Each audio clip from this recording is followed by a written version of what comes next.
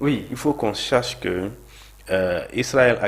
et États-Unis bu ñu paree lu ñuy def mooy ils ont envie de redessiner, n'est-ce pas, la carte du Golfe. Autant sans que ma ne la ñooñu mënuñ ci mucc. Oui. La carte du Golfe, c'est comme aujourd'hui on disait que on va recoloniser l'Afrique. On attaque un pays africain, d'autres pays ne non ah sama nekk aussi. Quand on finira avec le pays africain bi ñu attaqué, ce sera le tour des autres pays parce que l'ennemi qui s'attaque à vous,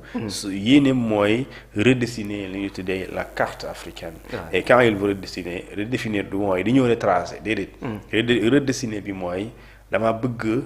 am maîtrise ci li nga xam ne mooy réew yu respectif mooy tey ñii falu ñi fay nekk ñu doon ñoo xamante ni dañuy favorable ak sama li ma bëgg pour défendre sama intérêt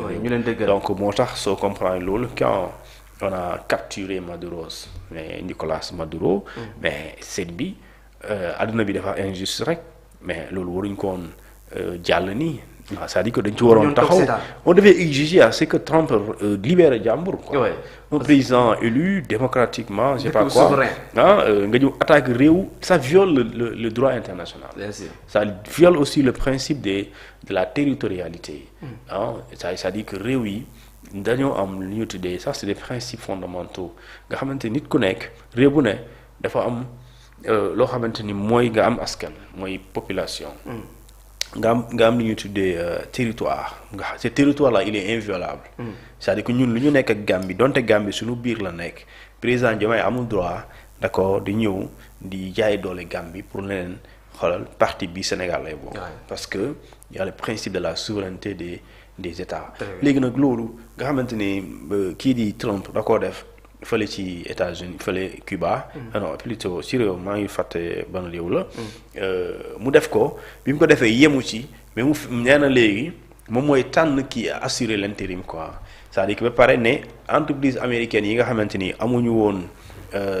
chance di gagner ay marché di exploiter lu ñu tuddee pétrole nañuy dem manque pétrole Amérique bi ci fële réew boobu pour que ñu gaaw maximum ñu daal di puiser yóbbu États-Unis mais loolu yaa ngi ci sàcc ressources naturelles yaa ngi ci également ci tooñ bu rëy parce que tu es en train de profiter des ressources naturelles d'un pays souverain après avoir capturé le président ça veut dire que donc soo capturé un président boobu li nga am tey doo ko am ça veut dire que donc les intérêts des États-Unis n'ont pas été les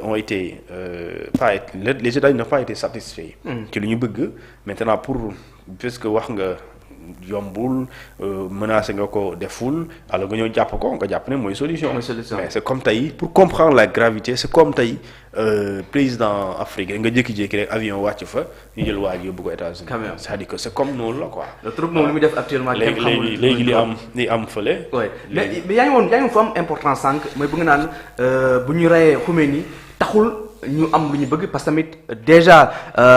les guides de la révolution daje nañu ba ut le remplacement le remplaçant de Khomeini ça veut dire que ne ñoom parewuñu pour baisser les armes donc rey Khomeini nekkul la victoire pour les États-Unis bon parce que déjà nous sommes à même pas 24 heures du décès l'assassinat de Khomeini le responsable de la sécurité ou de la défense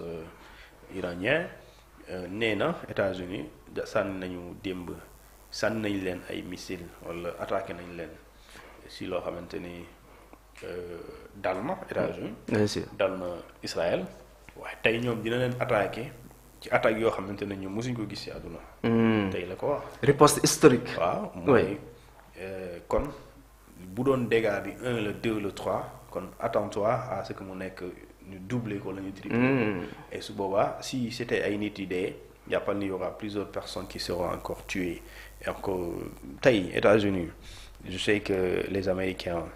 ñi nga xamante ni ils sont très lucides ils sont pas contents de Donald Trump parce que Donald Trump aujourd'hui certes États-Unis c'est une puissance militaire une puissance économique une superpuissance disons mais tey li am solo mooy Trump il n'en a cure du droit c'est-à-dire que moom yoonam nekkul ci ay droit jaar na yoon alors que ay li ñu tuddee dignité ay respect bakkan c'est pas ça ne l'intéresse pas donc ce qui l'intéresse lui c'est quoi il a en face de lui un objectif il veut atteindre des objectifs il a des intérêts derrière léegi moom tout de suite da koy def et je te dis l'exemple après lii il y aura le cas de Groenland te foofu lay mujjee parce que foofu da leen offrir ñaari mbir daf leen alors soit dit c'est soit wax leen ma ñaata ngeen bëgg ñu jënd ko mu doon un territoire américain sinon ñun ñu ñëw forcer leen pour ñu occuper ko léegi ngeen ay tànn léegi may na leen temps te bu après bu paree ci lii fa la jëm donc pour dire que ki nga xamante ni moom mooy Trump tey lu muy def xoolu ci mu jaar yoon xoolu ci nit ñi ànd ci moom am na doole mooy da koy imposer nit yi tey les États-Unis par respect ou bien par conformité même avec la constitution lu ñu wax mooy président bi bu naree engagé réew mi ci guerre il faut mu am autorisation du Parlement du Congrès alors le Congrès américain ne s'est même pas réuni il n'a pas été consulté et pourtant comme la première offensive comme ni ñu ko defee woon noonu la ko defee bii pas c'est-à-dire que congrès bi yëgul quoi congrès bi yëgul joxu ko autorisation te daf ko war a jox autorisation donc il viole ces dispositions constitutionnelles encore gars yi casse ko et loolu je me rappelle bien ça faisait l'objet d'une manifestation aux États-Unis alors tey mu attaqué démb te bu muy attaqué amul lu ñu tuddee l'autorisation du conseil encore du congrès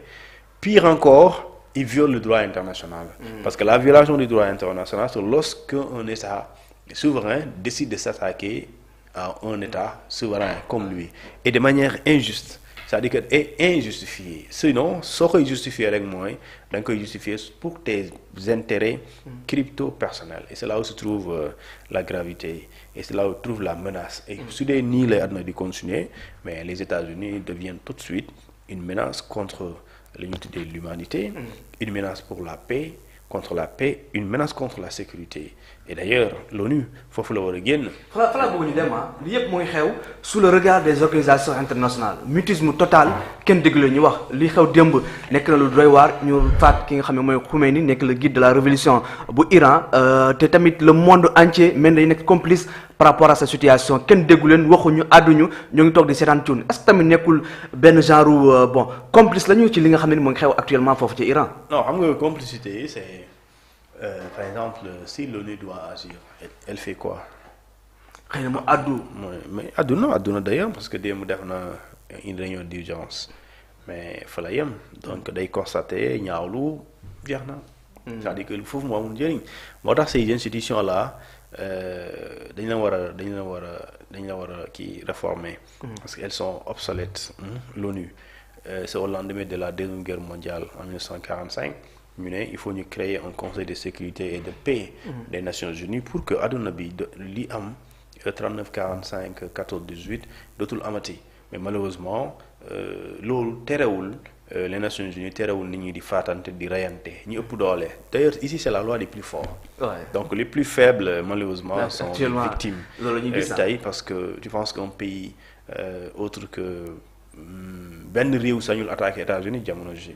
parce que jàpp nga ne soo ko attaqué soo moytuwul da lay réduire ci doom quoi donc tey mais États-Unis ñoom capable nañu attaqué réew parce que ñoom dañoo am doole léegi tey loolu soo ci tolloo nag àdduna mooy ni mel mooy puisque attekat yi mooy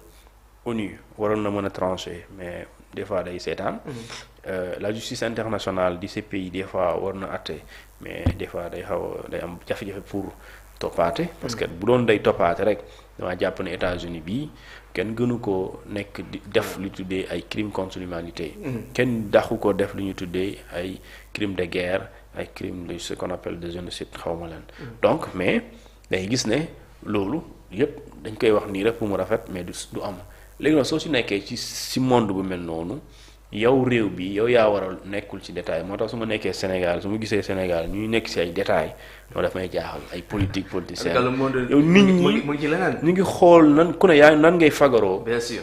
ba nga xamante ni nit ki sa du la attaqué sax mais bu la naree attaqué day calculer mooy que ne nga créer li ñu tuddee ay armes défensives nga xamante ni yow attaqué woo de mais ku la nar a attaqué moom da koy calculer ak arme offensive mooy ku la attaqué dootu ko ñaareel bu la ne pes benn nga pes ko ñaar donc adduna bi foofu lañ toll nappante c'est ça le parce que les armes là dañuy servir de dissuasion dañuy tiitalaate dañuy nappaate tey pourquoi depuis longtemps il y a un projet et le projet iranien les Américains lorsqu'ils pensent bu dee dañoo jàpp ne s'ils considèrent que en tuant Khamenei loolu nga xamante ne moom mooy li amoon te yéene ku am Iran te mu koy def. développement l'armée nucléaire. Il y a des milliers d'Iraniens ingénieurs, des milliers d'ingénieurs. C'est-à-dire que ça c'est des Iraniens et chaque année on en forme. ñooñu même bu xamee ni deewee dañuy légué dañuy donnu lu mu fi bàyyi. te laata muy dem aussi mais loolu c'est trop facile. Éliminer le guide pour dire que waaye jàll na un guide kay jeex na un guide y a des gens derrière on les forme. Et depuis combien de temps dina toog pendant plus de 30 ans di préparer. Après benn fan même pas benn fan mu jeex nga jàpp nga rey ko nga jàpp na jeex na mënul nekk. Donc loo préparer pendant plus de 30 ans kooku même soo fi jógee et d'ailleurs lui sooy xool ci âge. Bon, 80 et quelques. Donc, donte âge moom dee amul âge. mais day gis ne moom ci wàllum mission am ci wàllum liggéeyam moom matal na ko. mais ci lu jaaxal ñu bëri moom mooy la capacité de riposte des Iraniens le fait ñu tenir tête États-Unis ak Iran pendant la guerre des 12 jours cette fois-ci aussi ba léegi ñu ngi riposter te ñoo ngi tamit annoncé benn riposte bu historique bi nga xam ni war nañ ko jébal les États-Unis capacité de riposte bi nga xam ne ni Iran am na ko actuellement Thioune mu jaaxal le monde entier. waaw xam nga riposte moom dara du tax nga mën ko loolu da ngaa wàcc. parce que comme nañuy faral di wax la guerre se prépare en temps de paix. Bien sûr. Donc en temps de paix tu la prépares te former ay ingénieurs di tabax di fabriquer ay armes. soo ko amul di jënd di octroyer ton budget armée nga gën ko dooleel. renforcer ko. Renforcer les capacités humaines les technologies nucléaires les technologies militaires dooleeku nga xamante ni li ma la wax sànq mooy les armes dissuasives tey soo gisee tey États-Unis laata muy attaqué sax Iran da ko doon calculer. te gëm naa ne ba léegi sax am na loo xam moom mu ngi xalaat ne mbaa kii. du ma dóor pes boo xamante ne soo moytu fa lay jaaree këpp parce que à tout moment li nga xamante ni moom mooy li Iran doon préparé. Pendant des années, pendant plusieurs décennies, parce que c'est